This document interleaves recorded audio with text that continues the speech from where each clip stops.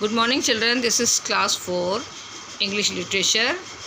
In the previous videos we were studying the story third chapter, the story about a little girl named Heidi. So in those videos we had seen that Heidi goes to stay with her grandfather in the Switzerland, and she was very happy to go there, as before that she was staying in a city with her aunt. And the next day she goes with a small boy whose name was Peter, who was taking care of the goats which her grandfather had kept.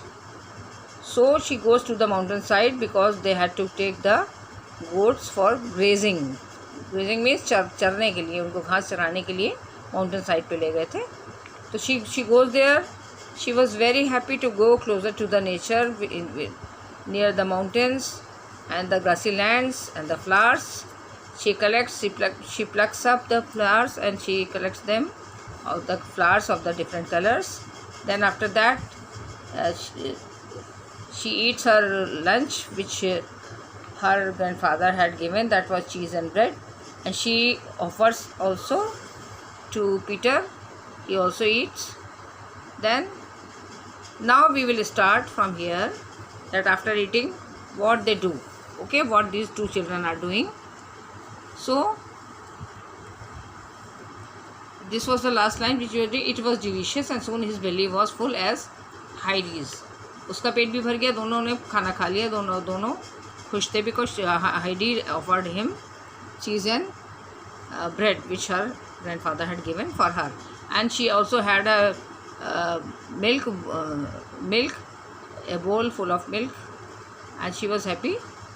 Now again she started playing with the goats. Okay, now from here we are studying, starting our chapter on page number 24. You can see this photograph here, and from this line we will start.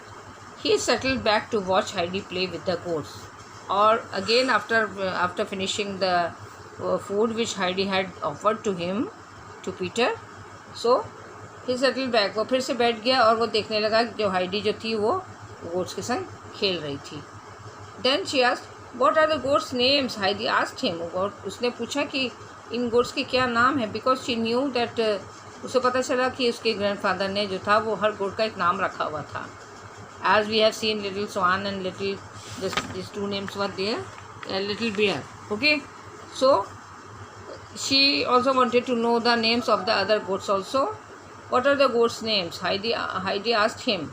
Peter knew them all. Peter तो बहुत पहले से वहाँ काम करता था, उनके grandfather की उनको goats को grazing के लिए ले जाता था, उन सब के नाम जानता था. He knows them well, अच्छे से जानता था. Though he was only 11, only because he was also a small boy, only 11-year-old boy, but he was doing this work, so he knew all the goats very well. He had been herding the goats for several years. Herding means making animals move together in a group. Okay, this meaning is given here on this page. So he was doing this work from several years. Several means many years. Several means more than one. Several, many years. Okay, he collected them each morning in little village and took them home again each night. He used to take all the flock of goats for grazing to the mountainside in the morning time, and in the evening time he used to take them back, and he used to hand over all the goats to Heidi's grandfather. While Heidi darted back and forth among them, he called out the names of each goat. And Heidi was just kept on playing among the flock of the goats, and he told her, he called out the names of each goat. वो उसने एक का नाम लेके उसको बताया कि इसका नाम ये, इसका नाम ये, इसका नाम ये. ठीक है. There was Turk, एक और गोट आई जिसका नाम टर्क था. That was a male goat with huge horns. उसके बड़े बड़े सींग थे, and who was always butting the smaller goat. वो क्या करती थी वो गोट कि हमेशा दूसरी butting means hitting with horns, अपने सींगों से वो दूसरे गोट्स को मारती थी हमेशा। There was Fink who was brave, और एक फिंक एक गोट थी, फिंक उसका नाम था, लेकिन वो बहुत बहादुर थी। He ran at Turk again and again even though he was only half of Turk size. वो बहादुर बहुत थी और हमेशा लड़ने के लिए तैयार रहती थी उसके संग, टर्क के संग, और जबकि वो साइज़ में उसकी बिल्कुल आधी थी। But she was this goat was very brave. वो बहुत बहादुर थी और डरती नहीं थी टर्क से, और टर्क से बराबर से मुकाबला करने के लिए तैयार रहती थी। And there was also a little goat which would bleat and bleat so much that Heidi put her arm around her. और एक गोट जो थी वो बहुत ज़्यादा क्राइंग थी। That goat was bleating means uttering a cry, एक तरह की रोने की आवाज़ निकालना मुंह से। एक तो उनकी वैसे वॉइस होती है जिसको मिमियाना बोलते हैं ना, बकरी मिमिया रही है बोलते हैं हिंदी में भी सही मिमियाना। और एक होता है कि वो रोने जैसी आवाज़ निकाल रही, it means she is sad from her heart. तो वो क्या कर रही थी, जो ये होपली जो थी, she was little goat and she was bleating, वो रो रही थी बार बार। तो हाइडी ने उसको चुप कराने के लिए, you can see the photograph also here that she has put her arm around her neck and she has kept her mouth, her head on Heidi's shoulder. So she put her arms around her. That was Hopely. Why does she cry? Heidi asked Peter. उसने Peter से पूछा कि होपली जो है वो क्यों रो रही है. Then Peter told, because her mother was sold and does not come up the mountain anymore. उसने उससे बताया कि इसकी माँ को जो है वो बाज़ार में मार्केट में बेच दिया गया है और इसलिए वह माउंटेन पे उसके संग रहती भी नहीं है, ना माउंटेन पे उसके संग ग्रेजिंग के लिए आती है. Peter explained. पीटर ने समझाया. Don't cry, Heidi told hopefully. I will come up with you every day, then you won't be lonely. उसने कहा कि मत रो. होपली को बोला है, उसने कंसोल किया होपली को. उसने कहा कि तुम रो मत, मैं तुम्हारे संग रोज़ यहाँ आऊँगी, and then you won't be lonely, तब तुम अकेले अपने को अकेला नहीं फील करोगी. The little goat quietened down and rubbed her head on Heidi's shoulder.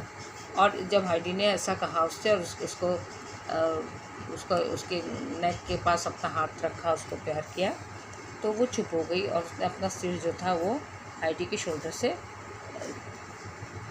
रब किया, मैंने रगड़ने लगी उसके, वो अपना लव भी उसको शो करने लगी. She was comforted and quietened down. चुप हो गई, उसका रोना बंद हो गया. Of all the goats Little Swan and little Bear were the finest. और सारी गोट्स में लिटिल स्वान और लिटिल बेयर जो थे सबसे अच्छी गोट्स थी. Even Peter thought so. Peter भी ऐसे ही समझता था. There are the finest goats because Alm uncle brushes them and washes them and gives them the best shed. उसने बताया कि ये दोनों जो हैं ये सबसे अच्छी गोट्स हैं, little Swan and little Bear, because uncle Alm जो है यानी कि इसके ग्रैंडफादर जो थे वो उनको नहलाते धुलाते थे अच्छे से और उनके बालों में ब्रश करते थे और उनको अच्छी जगह पे शेड में अच्छी जगह पे रखते थे. He said with a nod. उसने सिर हिलाते हुए ये बताया. All too soon the light begin to change. थोड़ी देर के बाद जो था वो लाइट जो थी वो धीमी पड़ने लगी, चेंज होने लगी, यानी शाम का टाइम थोड़ा होने लगा, इवनिंग टाइम होने लगा. The snow on the hills turned रोजी red and the sun was about to set and it became rosy red. क्यों हो गया स्नो का colour? because the sunlight was turning in the red color because of the sun was going to set. The evening time was coming and the sun had changed into a red big ball, and so the reflection of the sun was on the mountain tops. Okay, that's why the hilltops were looking rosy red. And the blackbird returned to circle and cry. And the blackbird, जिसके बारे में हमने पहले भी पढ़ा था कि एक ब्लैकबर्ड थी जो वहाँ पे घूम रही थी, वो फिर से आई और उसने गोल गोल चक्कर लगाना शुरू किया और चिल्लाना, मुंह से आवाज़ निकालना शुरू किया. ठीक है, क्राई मीन्स यहाँ बोलने से मतलब है उसके ज़ोर से आवाज़ निकालने से. Peter started down the mountain but Heidi did not want to. Peter ने जो था वो अब दोबारा से नीचे माउंटेन में अपने जहाँ उसकी ग्रैंडफादर का घर था वहाँ जाने की तैयारी करने लगा, लेकिन हाइडी नहीं जाना चाहती थी. उसका मन वहीं लगा हुआ था. She was very happy to be closer to the mountain side. She did not want to go back. It had been a perfect and beautiful day and she was sad to see it go. उसके लिए ये बहुत ही अच्छा perfect दिन था और beautiful day था. She enjoyed a lot and she was sad to see it go. और उसे लगा कि अरे ये दिन क्यों ख़त्म हो रहा है, ये शाम क्यों आ रही है. She wanted to be there for a long time and she was sad that कि ये दिन क्यों ख़त्म हो रहा. Now I have to go back. It's a evening time, then I have to go back to my grandfather's house down the mountain. Okay, but she followed Peter and the goats down the mountain to her grandfather's house. और उसको क्या हुआ कि उसको Peter को follow करना, वो Peter के पीछे पीछे चलने लगी और गोट्स के पीछे चलने लगी डाउन द माउंटेन्स, पहाड़ के नीचे जाने के लिए जहाँ उसके ग्रैंडफादर का घर था. Okay, now we come to the next page. Grandfather was sitting outside his hut waiting for the flock to return. Grandfather जो थे वो अपनी हट के बाहर बैठे हुए थे और वो इंतज़ार कर रहे थे कि फ्लॉक्स जो बकरियों का झुंड है, जो गोट्स का झुंड है, वो वापस आएगा. उसके संग पीटर भी आएगा और हाइडी भी आएगी. ठीक है. Little Swan and little Bear ran to see their master and licked the salt he held for them in his hand. और लिटिल स्वान और लिटिल बियर जो थे, ये दो गोट्स जो कि जिनके बारे में हम पहले भी पढ़ चुके हैं, they ran to see their master. वो अपने मालिक को देख के उनकी तरफ दौड़ी और वो अपने हाथ में कुछ सॉल्ट लिए हुए थे, कुछ नमक लिए हुए थे. And they licked the salt he held for them in his hand. We can see in the photograph also that they are licking the salt which he has kept for them in his hand. उन्होंने वो offer किया और उसके grandfather ने, you can see in the photograph, they are licking from his hand. Okay. Did you have fun, Heidi? Grandfather asked. और grandfather ने उससे पूछा हाइडी से कि तुम्हें वहाँ जाके अच्छा लगा. फन, यू फेल्ट हैप्पी, तुम्हें अच्छा लगा. Fun, it was a feeling of fun. ठीक है. Oh yes, Heidi told him. उसने कहा हाँ मुझे अच्छा लगा. हाँ. I will forever remember what I saw today. और मैं हमेशा याद रखूँगी जो मैंने वहाँ जाके देखा, जो सीनरी वहाँ देखी, जो सीन्स वहाँ देखे, वो मैं हमेशा याद रखूँगी. But you can see it all again tomorrow, Heidi, Peter said. Peter ने कहा वो सब तुम कल भी देख सकती हो. Heidi's heart leaped. Leaped means heart leaped, sudden feeling of excitement or happiness. Her heart filled with the feeling of excitement and happiness. वो बहुत खुश हो गई और एक्साइटेड हो गई उसे ये सुन के, जब पीटर ने उसे कहा कि you can see the scenes tomorrow also. It means कि you tomorrow also you can go. Okay. She looked at her grandfather hopeful. और उसने बड़ी आशा भरी नज़रों से अपने ग्रैंडफादर की तरफ देखा. May I really grandfather, she asked. उसने पूछा कि क्या मैं जा सकूँगी, क्या मैं सच में जा पाऊँगी, ऐसा होगा. Of course, her grandfather laughed. उसके ग्रैंडफादर ने हंसते हुए उससे कहा हाँ अवश्य तुम जाओगी. You may go up the mountain every day until winter. और उन्होंने कहा कि तुम रोज़ वहाँ जा सकते हो माउंटेन साइड पे जब तक कि विंटर सीजन नहीं आ जाता. Because in the winter season the mountains are full of snow, so it is difficult to go there. In the summer they go downside in the plain side for the grazing. They take the animals for the grazing in the lower areas. Okay. Heidi jumped up and down. Heidi jumped up and down. Heidi खुशी से इधर उधर उछलने कूदने लगी. She hug little Swan and Peter and talked rapidly to her grandfather. और उसने खुशी से लिटिल स्वान को और पीटर को हग किया, यानी कि उनको गले से लगाया. खुश हो गई, उनसे लिपट गई एंड बहुत तेज़ी से वो अपने ग्रैंडफादर से बात करने लगी. Oh it is so wonderful up there, she cried. उसने कहा वहाँ ऊपर बहुत ही अच्छा है, बहुत ही खूबसूरत है, बहुत ही आश्चर्यजनक है. ऊपर, अप देयर मीन्स पहाड़ के ऊपर जहाँ वो लोग गए थे ग्रेजिंग के लिए, ले गए थे एनिमल्स को. She cried. उसने तेज़ी से बोला अपने ग्रैंडफादर से. There are so many flowers and a black bird and snow on the mountain tops that turns red in the sunlight. उसने कहा कि वहाँ पे बहुत सारे फूल हैं, एक ब्लैक बर्ड है जो वहाँ आ रही थी, बार बार वहाँ पे चक्कर लगा रही थी.